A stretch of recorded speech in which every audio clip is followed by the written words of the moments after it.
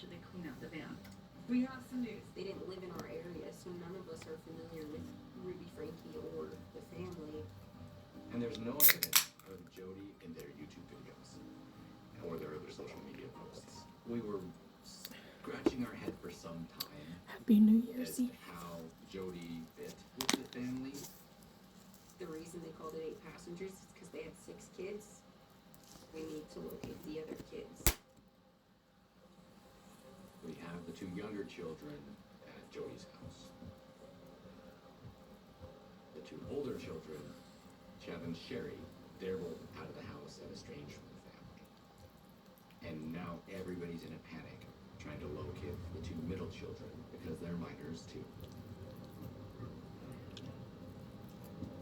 We have local agencies searching across the state for them. They go up north to the Frankie family home in Springfield.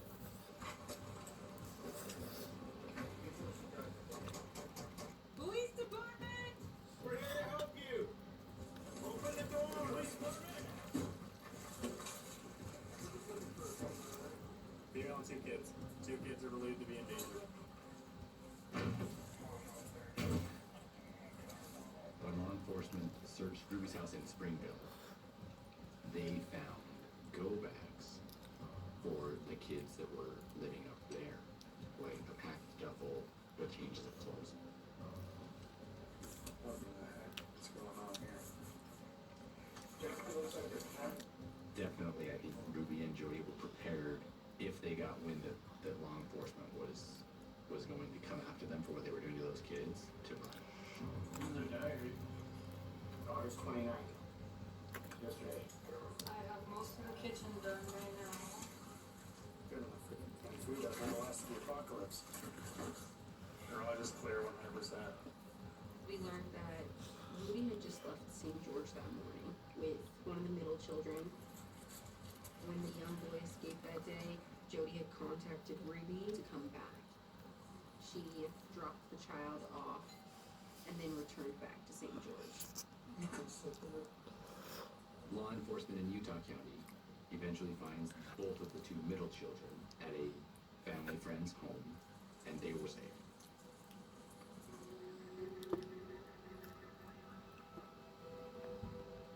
And while they were looking for the middle children, What are y'all doing Kevin tonight? Frankie, Ruby's husband, had arrived at the police department. How did you find out that you needed to come here?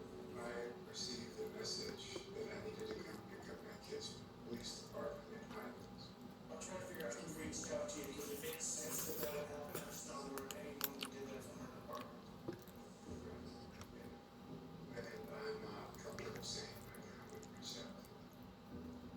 It was clear that he didn't want to say anything that would hurt either of them, but we later learned that Jody had contacted Ruby to come get her kids from the department. And then she had called Kevin. Do you know if you know Jody? She is a therapist and a life coach. Is your wife a client of hers? Is your wife a partner of hers? I know that they've been in business for the last year filming Who's they? Ruby and Jody. Ruby and Jody's They film podcasts and What's the name of it? connections with an X.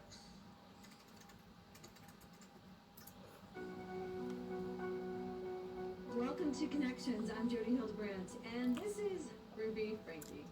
I found Connections and had searched a little about that, and I learned Jody was the founder of Connections, which was almost a religious-based therapy. Truth is unchanging. It's eternal. And when I tell myself the truth, then I am loving my soul. So no one in our office had ever heard of Jody Hildebrandt before, but we quickly came to learn that she had a social media presence. Program built around life coaching, support groups, making phone calls, making communications, and being connected. I remember the first time I got her website, and there were testimonials and videos of just couples that looked happy and had overcome things together, and honestly, she did a good job of marketing herself online and creating content that looked inviting.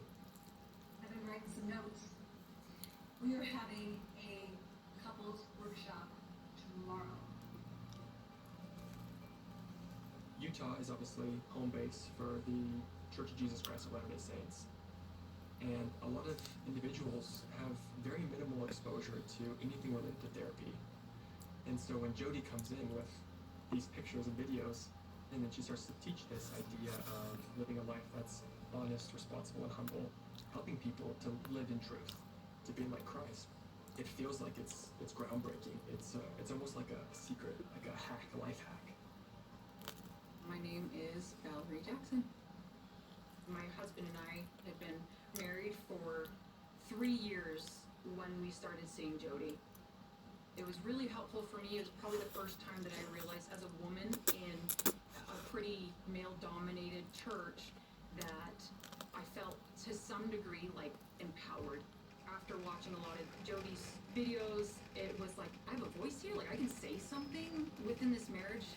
If you go to the center of the truth first and hold boundaries, what can women do to actually support men? Women can learn to love themselves.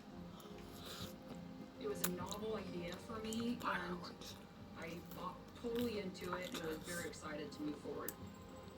And people are thinking, this is awesome, I've never heard this before. And they share it with their friends, and she was really able to spread out through areas with a lot of members of our faith. Jody was being invited to share her ideas, and she was getting a lot of eyeballs. Like, it was a big deal in the community. And she was being invited to do big, influential podcasts. We're excited today to have Jody Hildebrandt.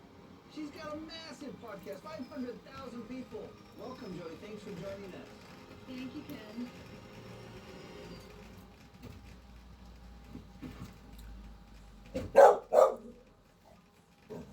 Once the research is done and we found the young girl, we immediately requested a warrant to search the residence. It's not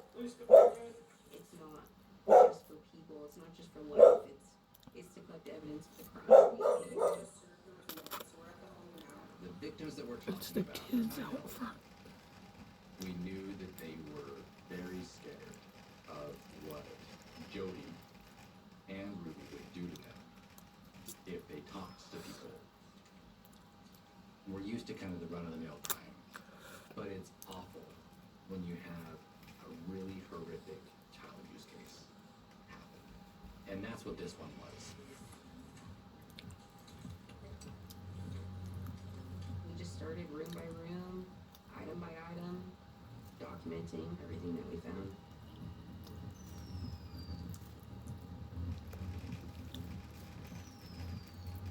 They look for evidence of physical abuse.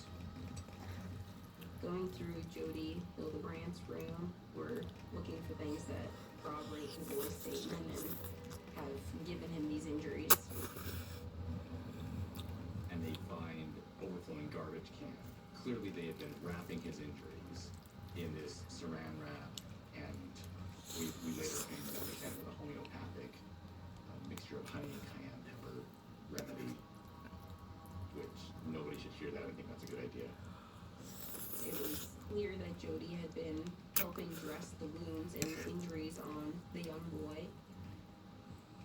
We found more of that mixture and saran wrap in Ruby Frankie's bathroom. We also found rope. There was a lot of duct tape in the closets. This is a 10,000 plus square foot house with a lot safe of tonight, cement y'all. underground basement storage space.